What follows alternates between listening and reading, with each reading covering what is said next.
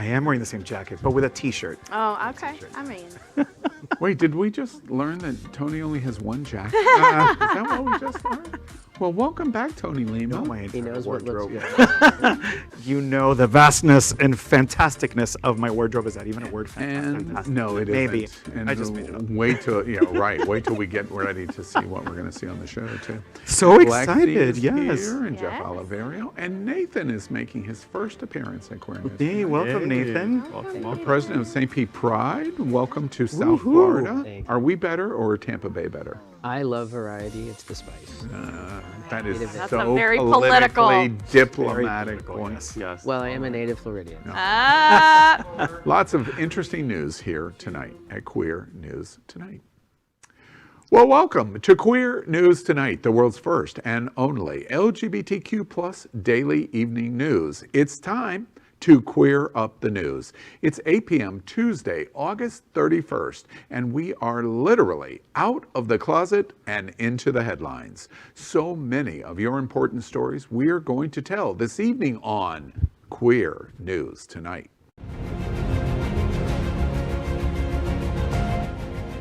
This is the world's first live daily LGBTQ evening news show, literally out of the closet and into the headlines on Queer News Tonight with Al Ferguson.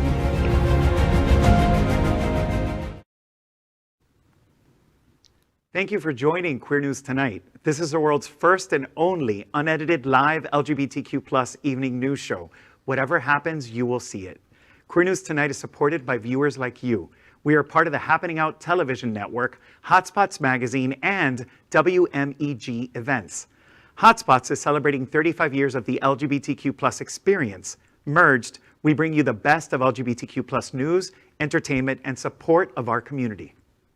This evening, we bring you the news of and a perspective representing the LGBTQ plus community from South Florida, America, and across our planet. I'm your anchor at Queer News Tonight, Al Ferguson. First up, let's welcome anchor Lexi Goza. She is chair of the Miami-Dade Gay and Lesbian Chambers Women's Empowerment Council, board member of the Aqua Foundation for Women. She is also the former founder and president of PFLAG Melbourne and former president of Space Coast Pride. She owns a State Farm insurance agency in downtown Miami, certified as an LGBTQ plus business enterprise by the National Gay and Lesbian Chamber of Commerce. Good evening, Lexi. Good evening, Al. Thank you so much. I'm so excited to be here. I want to announce that the Women's Empowerment Council is having their very first in-person event since COVID on the 14th. So to kick off Miami Beach Pride, and Lexi Goza State Farm will be at Miami Beach Pride. So come on out and join us at the Mondrian South Beach Hotel in Miami Beach on the 14th to kick it off, and then join us for the parade and the festivities where you'll see us in a car with Jake from State Farm. Oh, great. Oh, fun. Great. Let's welcome anchor Tony Lima. He is CEO of Ariana's Center, Trans Latina Florida, one of the nation's most important trans rights and services organizations. He is a longtime South Florida LGBTQ activist and political advocate, as well as the anchor of the world's weekly trans talk show with trans hosts called Translation. Good evening, Tony. Good evening, Lexi. I am so excited to be here with all of you tonight. Remember to watch Translation this Thursday at 9 p.m. It's an amazing show. Give it a chance and share it. That's the most important thing you can do to support us. Let's welcome anchor Nathan Bruemmer. Nathan comes to us from the west side of the state, now living in St. Pete. He currently serves on the board of directors of Equality Florida, is a legislative director of the Florida LGBTQ plus Democratic Caucus, and is the president of St. Pete Pride, the largest LGBTQ plus pride celebration in Florida. Nathan was recently appointed by Commissioner Nikki Fried as the LGBTQ plus consumer advocate to the Florida Department of Agriculture and Consumer Services. Welcome, Nathan. Thank you. I'm thrilled to say the rest of the year St. Pete Pride has got a couple of things to look forward to as well. We will go virtual again with our Tampa Bay Transgender Film Festival, which is a partnership with the Tampa Bay International Gay and Lesbian Film Festival. And then in December, looking at World AIDS Day, we will host Red and Green at Sunken Gardens again.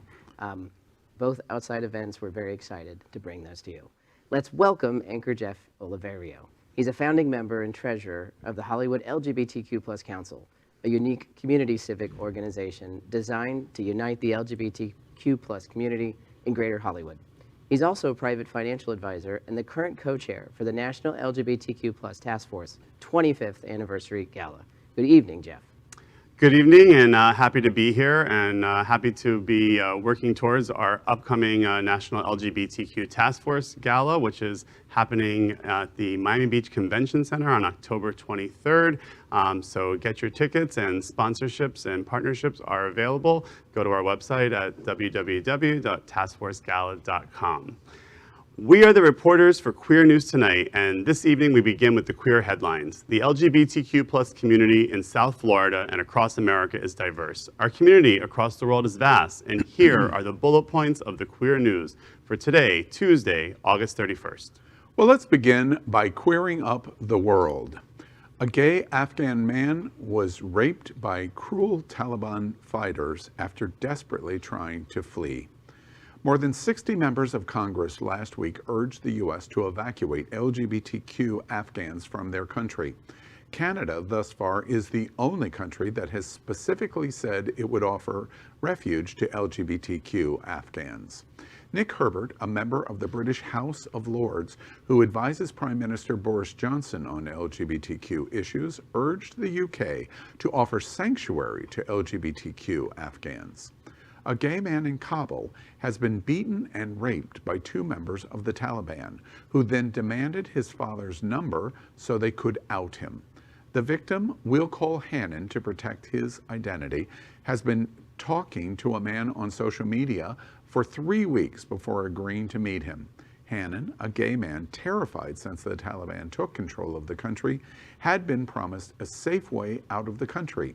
He was deceived, and the two members of the Taliban met him and carried out their brutal attack. Hannon survived, but is living in silence, shock, and shame under a regime intent not just denying, but extinguishing the existence of him and we who are like him. Rainbow Railroad, a Toronto-based organization that assists LGBTQ refugees around the world, on Monday said it remains in contact with LGBTQ Afghans who hope to leave their country. Stonewall, a British LGBTQ rights group, tweeted, quote, "It won't stop working to get LGBTQ+ Afghans to safety," end quote. This is just terrible. My biggest concern is, he was looking for safety, safe passage out of his country, and was duped, right? So how do they identify who's actually going to help them or not? The part that I like about the story is now I've heard about two organizations I didn't even know about before that we can be supporting, right? Stonewall in the UK and Rainbow Railroad in Canada. Mm-hmm. And there's a lot to be said for shows like ours that tell these stories, because this is not something that you're hearing ever on the traditional news media. Yeah. It's heartbreaking and also eye-opening. These kind of hate crimes are happening probably on a daily basis. This is just one story that we happen to be hearing about. That's right. Yeah, I mean, I think it's important, obviously, our perception of this news story comes from us as a LGBTQ+ community, but it's not being told to the mainstream media in many cases. And you hear obviously about women and children, and sometimes our story is not elevated in the national news media. So I'm glad we're doing it here. Right. Yeah, absolutely. And I bet it's not the first story we'll see. So supporting those organizations. Absolutely. What's most distressing? I agree. The overall dread of even telling this story. I haven't seen a single traditional media story on the LGBT experience in Afghanistan. Not one story. That is tragic, because there are estimates that approximately 1.5 million LGBT exist in Afghanistan.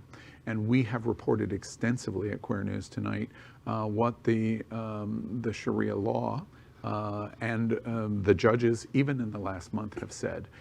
If you are found and you get into court in Sharia law in Afghanistan in leadership on the Taliban, still to be proven, the Taliban says that they've changed a little, but not toward LGBT, is you have two choices. You can either be stoned to death or you're placed next to a 9 to 10 foot wall and the wall is pushed over on top of you. Oh my God. Wow. Now, 1.5 million people face this alternative in Taliban courts in Afghanistan. We have a potential catastrophe in the making in Afghanistan. Absolutely. Next, let's queer up the world. Homophobe calls Ford truck very gay, so Ford doubles down for Cologne Pride. Ford's German branch has long supported Christopher Street Day in Cologne, the location of the automaker's headquarters in Germany. Cologne also holds one of the largest CSD events in the country, which is dedicated to celebrating and supporting the LGBTQ+ community. This year, Ford offered a rainbow-adorned Ranger Raptor for the occasion, but the Raptor's origin was twofold. It was also created due to a specific negative social media commenter that called the Raptor's original color of performance blue very gay. As such, Ford specifically named this pickup the Very Gay Raptor.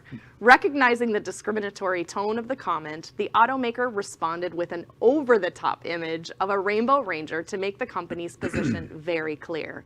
Ford then turned to a real performance blue Raptor for a proper makeover.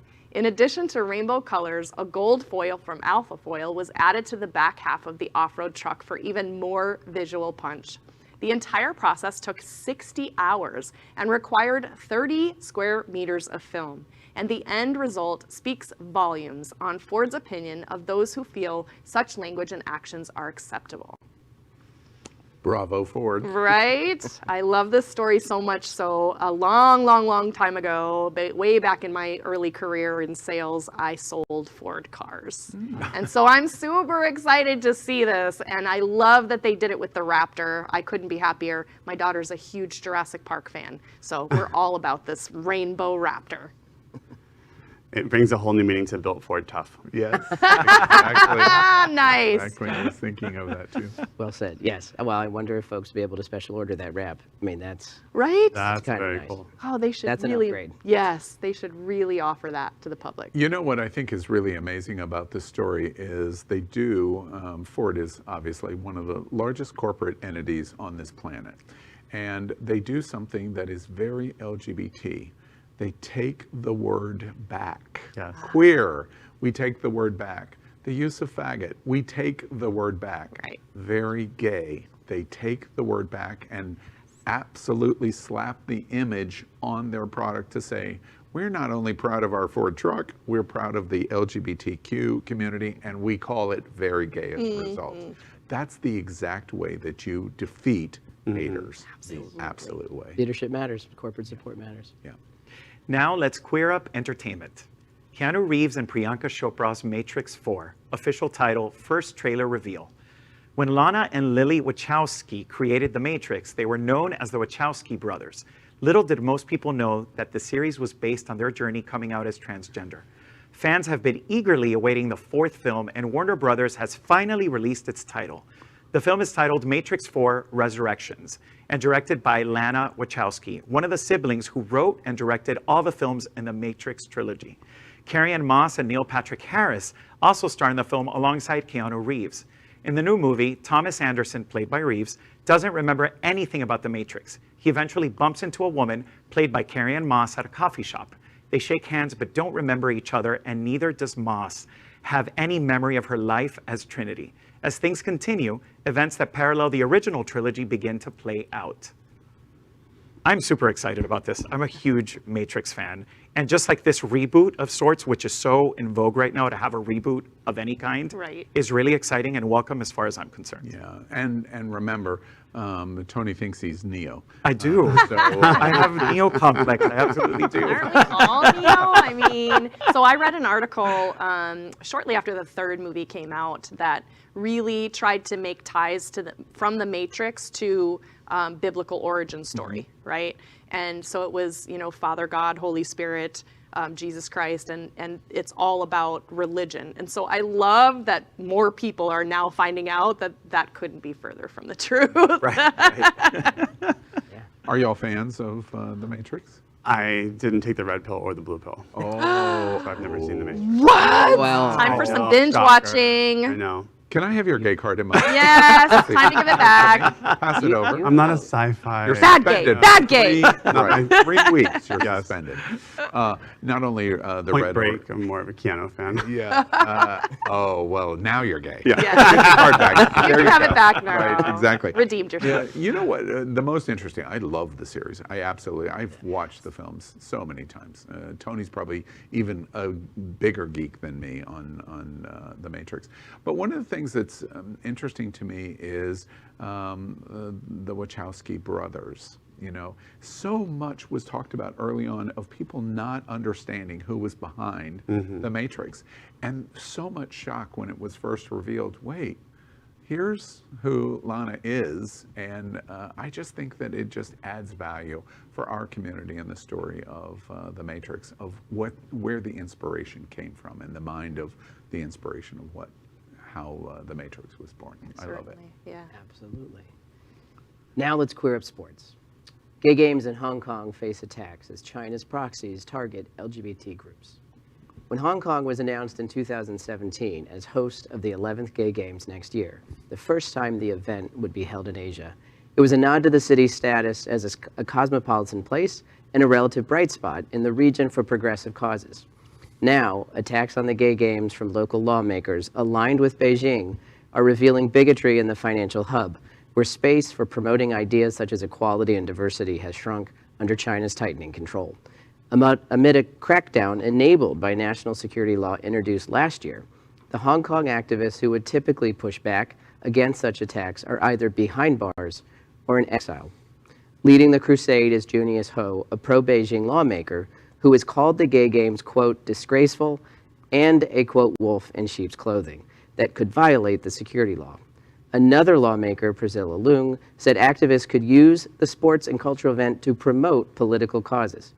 Peter Hsu, a member of a center-right party, said Hong Kong can, quote, tolerate but not promote homosexuality.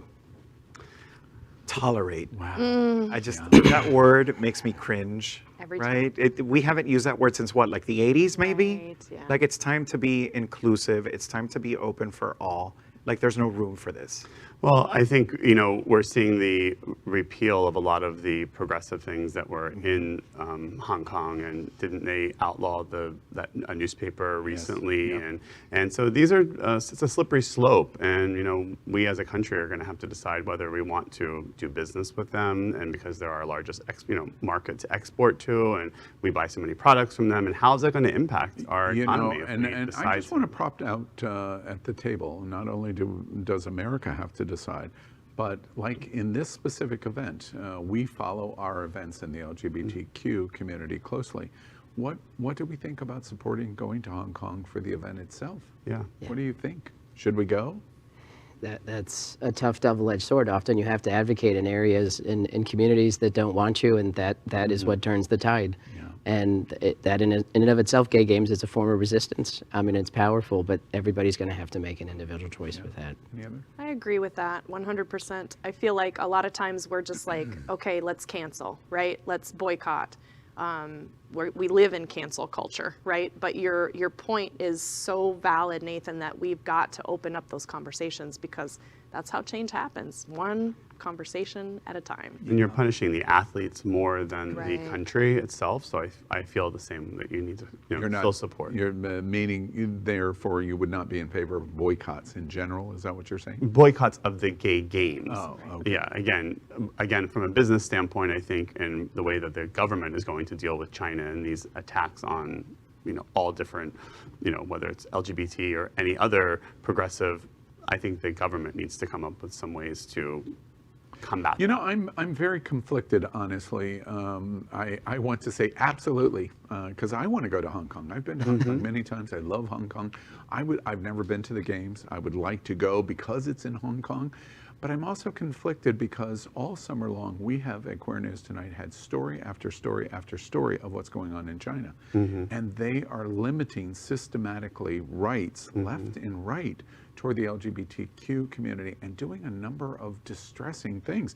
We reported just last night an inquiry at one of their largest universities in China that are asking for all of the names of LGBTQ students and evaluating them because ultimately, at the end of the day, the party is saying they're subversive to government.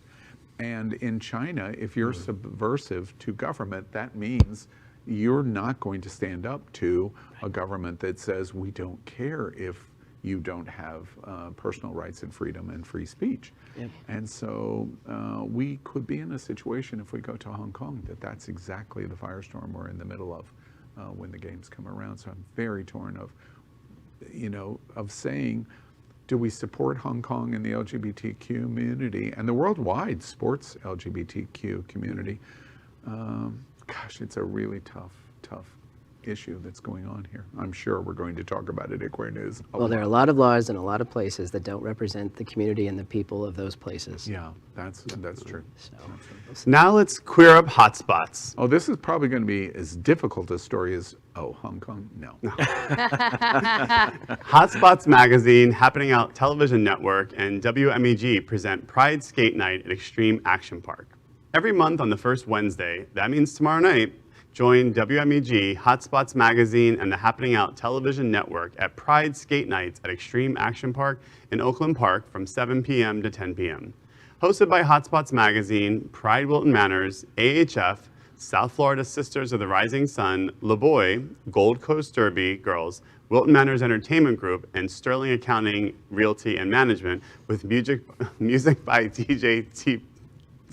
I lost it. T Pro Mix, and performances by Velvet Lenore. A full bar is available, and tickets can be purchased in advance at extremeactionpark.com. My apologies to DJ T Pro Mix. Right. Oh, that was fun. Yes. This is a really fun night. We've been before Tony and WMEG or WMEG. Tony and I skated around the ring holding hands, trying to pretend that we were 10 years old. It was so fun. cute. Right? But you know what was exciting? There were people there with their kids. Yeah. Nice. Families together, enjoying, of course. You're a dad. You know how important it is to be able to have inclusive spaces like this. Yeah. And it was just so much fun. And then you get a performance by Velvet Lenore, smack dab in the middle, and the great music of T Pro Mix. It's a fun night all around. All of those things, I can't remember any of those things. I remember the bar.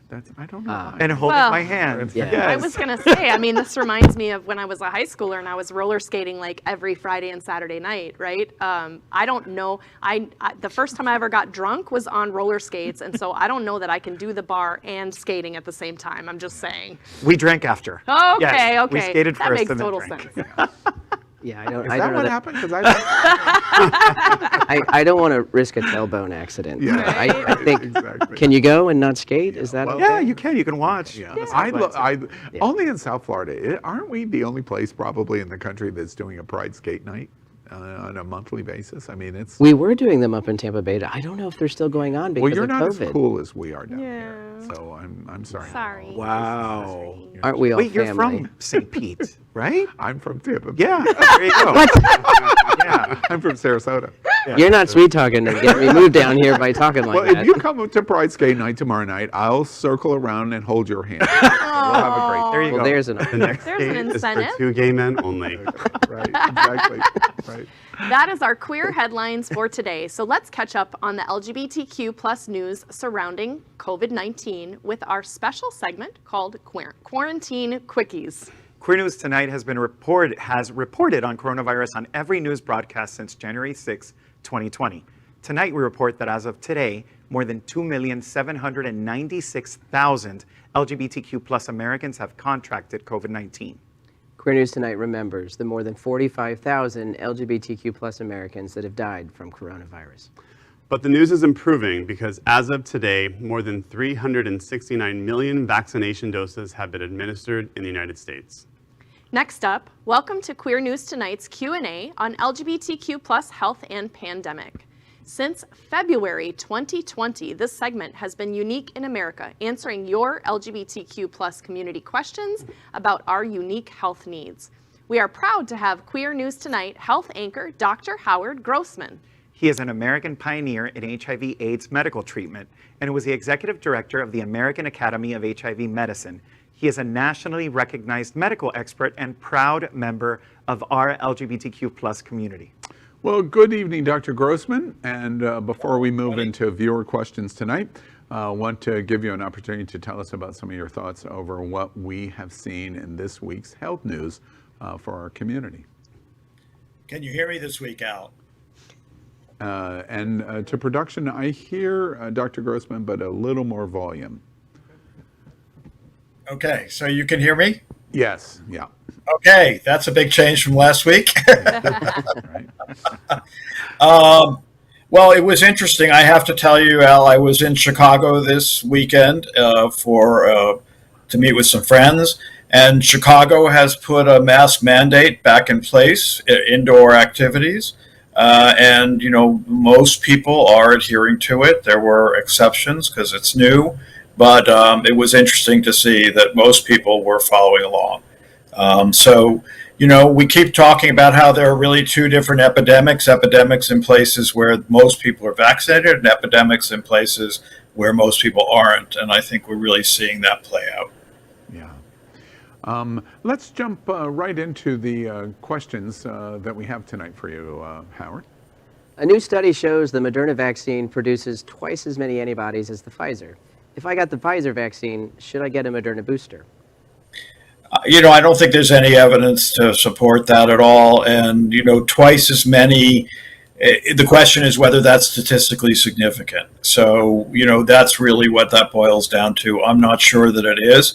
When you say that these boosters, all of them, raise antibody levels by 11-fold, what does twice matter? I see. So just for clarity, you don't think that it makes much difference regardless of which vaccine you've taken?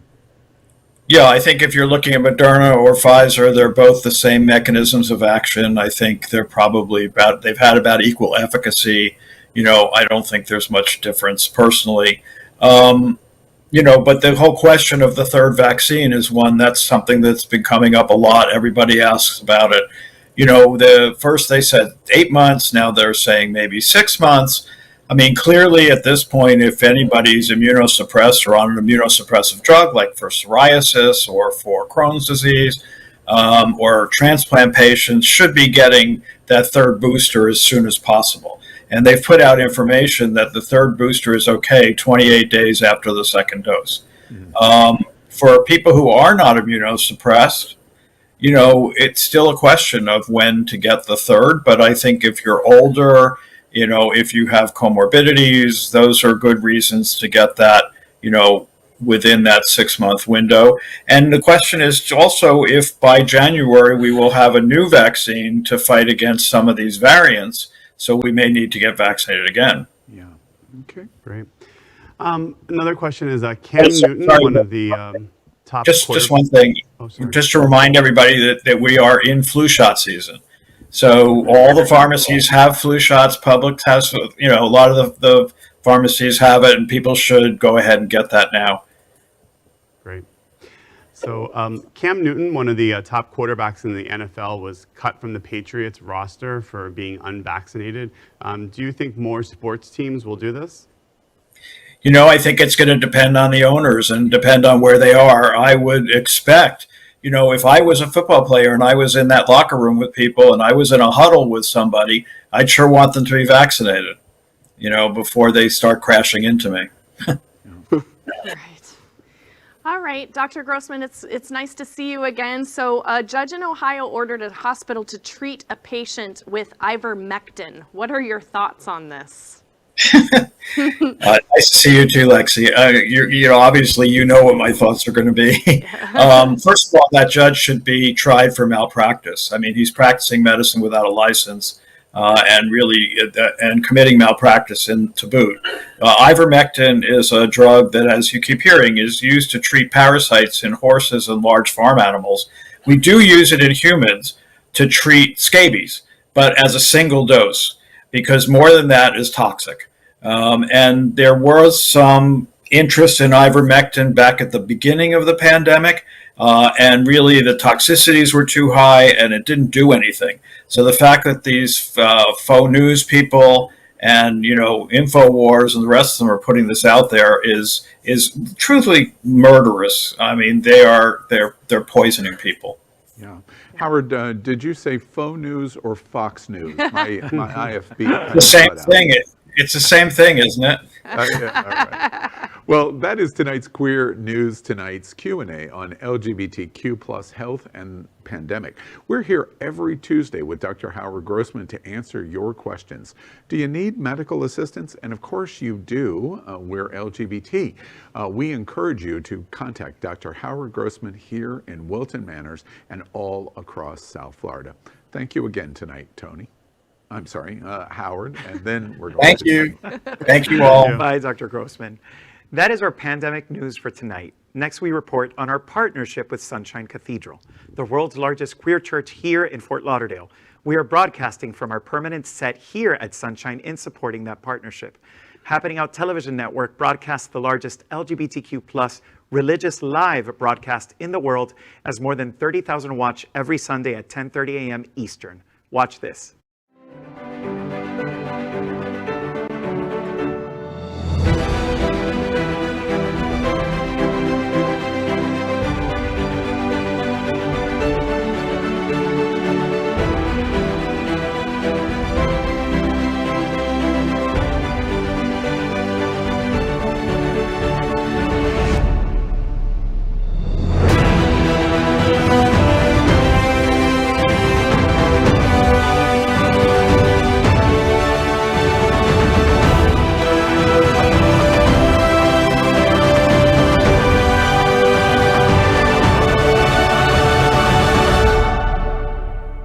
Hi, I'm Raji Narayan Singh, transgender activist, author, spiritualist, actress, and reality TV personality. And Sunshine Cathedral is my queer church. Well, we finished tonight's queer news headlines with a segment that we call LGBTQ Flash News. LGBTQ plus flash news. Straight Pride rally ends in bear spray and fistfights. A straight pride rally hosted by the far-right hate group Proud Boys in Modesto, California, ended in fistfights and the sting of bear spray over the weekend. Pro-LGBTQ activists combined with anti-fascist protesters to counter the militaristic group that rose to prominence under former President Donald Trump. Pro-LGBTQ activists held a rally in a local park a few hours before the Proud Boys event started, and then joined with anti-fascist activists to actively counter-protest the Straight Pride rally. As the most loved bear in HotSpots magazine this year, I am all for the use of bear spray on all of these fools. Preach! Yes, I couldn't agree more. I mean, I'm just waiting for the porn version of this news story to come out. Exactly. So many. Is that what I made you think of? Men.com it's in production right now. I mean, next. Both times I heard in my head beer spray, which didn't make it any better. I like your version. I think it's going to get adapted. Beer spray. That's interesting. I was also deceived by this story because when I saw the first headline, I thought, oh, I'm really going to enjoy this. Bear spray, which I'm going to like. And they're very proud boys. Right? I'm going to like that too. Yeah. And then I read the story and it was, oh. Like, wah, wah. Yeah. Exactly. What a disappointment. Word order matters. Yeah, I've often been asked why there is no straight pride, and I just have to roll my eyes. And flip your hair. Yes. LGBTQ plus flash news. Eric Lanuit brings men galore to Sitges, Spain. Photographer Eric Lanuit is known for his artwork on male body and portraiture. He is especially happy to show in Spain for the first time, and particularly in Sitges. Located in the heart of the historic center of Sitges, Elite Hotel is the first gay-focused hotel in the city. This charming hotel with contemporary design offers cozy, intimate, and friendly spaces. Renovated in 2021 with 11 air-conditioned rooms, lounge, bar, patio, and rooftop with solarium and spa, Elite Hotel is a unique, warm, and welcoming place. Sitges is a very unique, warm, and welcoming place, as I've been there twice. Oh, Warm and welcome. Yes. says the expert. Okay, I need a vacation Yeah. after that, and I need to go to the gym before the vacation. Right. You know, with all due respect to this hotel at Sitges, I was looking at the pictures and I don't even know what hotel we're talking about. And with all due respect to my friend Tony Lima, as he was speaking, doing the story, I was watching the pictures and I didn't even hear a word he said. It happens. So I'm just wondering why it took so so long for there to be a warm and welcoming hotel in Sitges. I've been there once for 24 hours, and I have been aching to go back ever since because it's so gay. Now you have a reason. Right? And so bear focused, Yes, really. That's what absolutely. excites me about being in Sitges.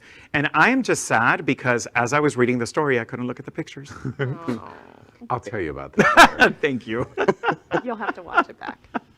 LGBTQ plus flash news. Sorry to segue into another story. eBay bans explicit content. LGBTQ plus historians ring alarm. A new policy put in place by eBay in May that prohibits the listing of sexually explicit material has led to an outcry from LGBTQ plus historians, archivists, and civil rights leaders due to its impact on the preservation of queer history, particularly that of the leather community and the pre-Stonewall era. While the ban was enacted in May and went into effect in June, the online marketplace is still in the process of ramping up its enforcement. The leather community is one of the groups whose history is under the greatest threat from this new policy, as sexuality is very closely tied to their identity. Magazines such as Bruemmer, which catered to this demographic, doesn't meet the bar for acceptance under the policy despite its historical significance. If I can call out the investors and shareholders at eBay, one little nickel's worth of advice. Every corporate structure in America that has taken this similar stance is worth less today than they were before this decision. You probably want to rethink what you're doing. Oh, that's a great point. And eBay, take note. Ford named their truck the gayest Raptor. Come on now, get with the program. It's true. They absolutely have to like get on with the same program. Yeah. I'm still stuck on this whole idea of leather, and we just had a bear story. Who's putting all of this together? Who's writing the stories for us? There's a theme here. Get Tony a cold shower. And, Yes, I was going to say. Two. And He's starting to eBay, sound thirsty, isn't it? A little. And his mother's in the audience. Yes. My mom is here. Yay. Oh, somebody forgot. LGBTQ plus flash news. Conservatives freak out over video of teachers suggesting kids pledge allegiance to pride flag. Watch this. In the meantime, I tell this kid, we do have a flag in the... Okay, so during third period, we have announcements and they do the Pledge of Allegiance. I always tell my class, stand if you feel like it, don't stand if you feel like it, say the words if you want, don't have to say the words. So my class decided to stand but not say the words. Totally fine.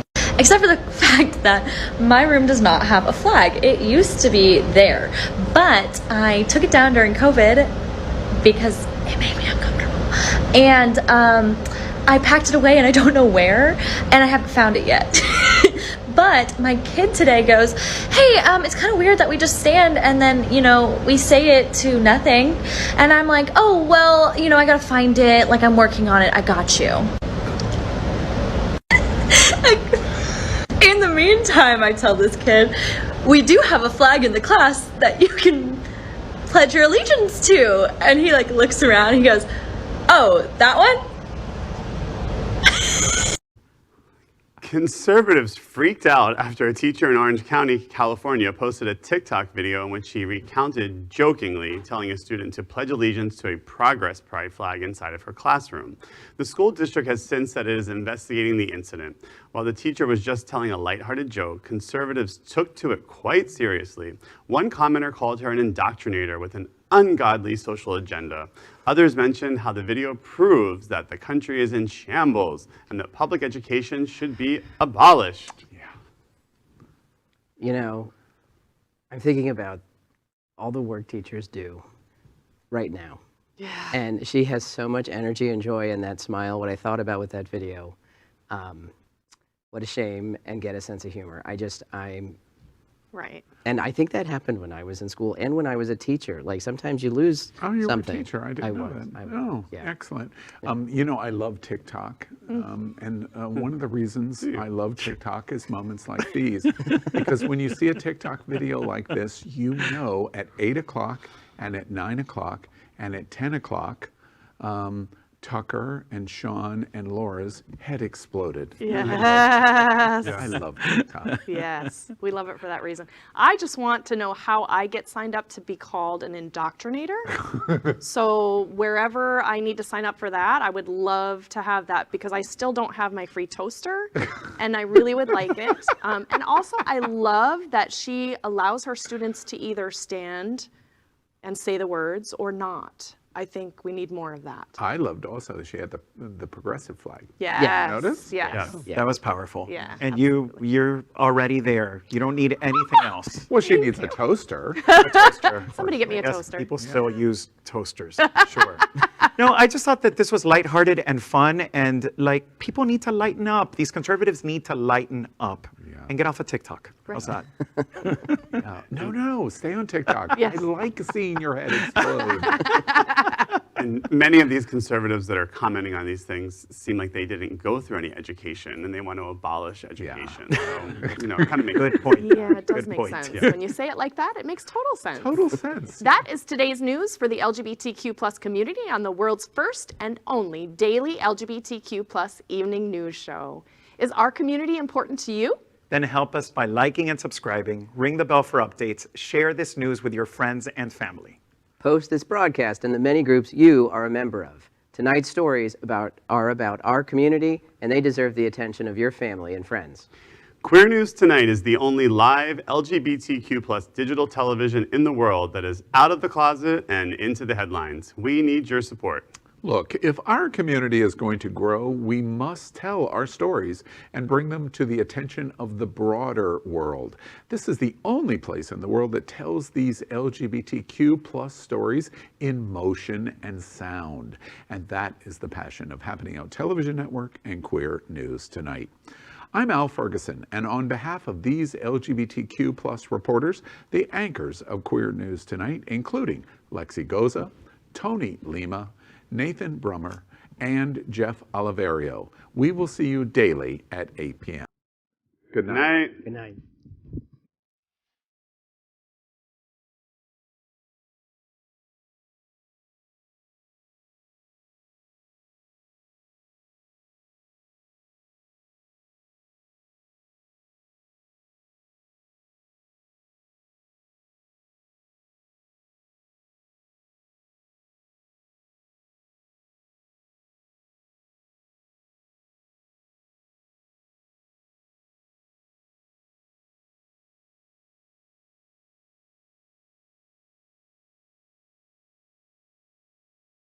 LGBTQ plus news is vital for our community and for the broader world as a whole.